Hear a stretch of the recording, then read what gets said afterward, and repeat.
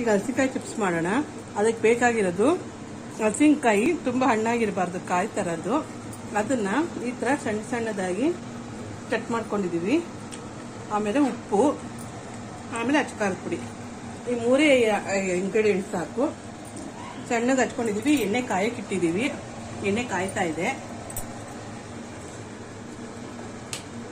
ಈಗ ನೋಡೋಣ ಎಣ್ಣೆ ಕಾದಿದೆ ಏನು ಅಂತ. ಕಾದಿದೆ.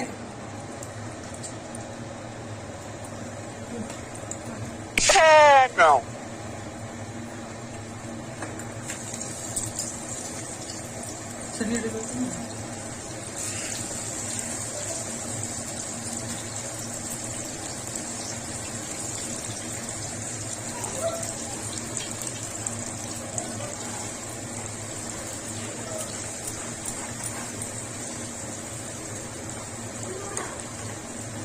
ಇದು ಸ್ವಲ್ಪ ಚೆನ್ನಾಗಿ ಫ್ರೈ ಆಗಲಿ. ಕಲರು ಗೋಲ್ಡನ್ ಬ್ರೌನ್ ಬರುತ್ತೆ, ಅಲ್ಲಿವರೆಗೂ ಚೆನ್ನಾಗಿ ಫ್ರೈ ಮಾಡೋಣ.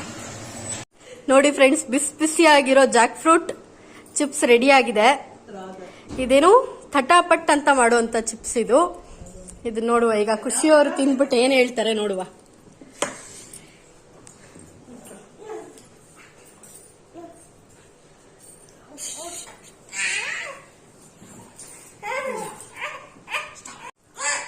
ಫ್ರೆಂಡ್ಸ್, ಇದನ್ನು ಟೆಸ್ಟ್ ಮಾಡೋದು ಬನ್ನಿ.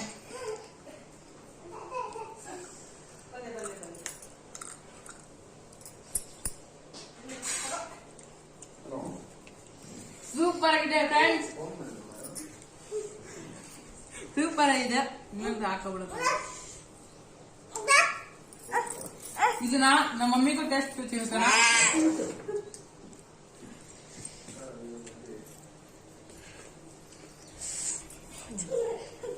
ಸೂಪರ್ ಆಗಿದೆ.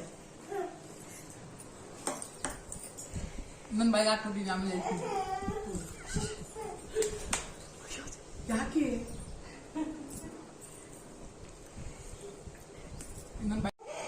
ಫ್ರೆಂಡ್ಸ್, ಯಾರ್ಯಾರು ಹೊಸಬ್ರು ಇದ್ದಾರ ಸಬ್ಸ್ಕ್ರೈಬ್ ಮಾಡಿ, ಶೇರ್ ಮಾಡಿ, ಲೈಕ್ ಮಾಡಿ, ಬೆಲ್ ಐಕಾನ್ ಆನ್ ಮಾಡಿ. ಫ್ಯೂಚರ್ ಆಗಿ ಏನೇನು ನೋಟಿಫಿಕೇಶನ್ ಬರ್ತದೆ. ಮಾಡ್ಕೊಳ್ಳಿ, ತಿನ್ಕೊಳ್ಳಿ.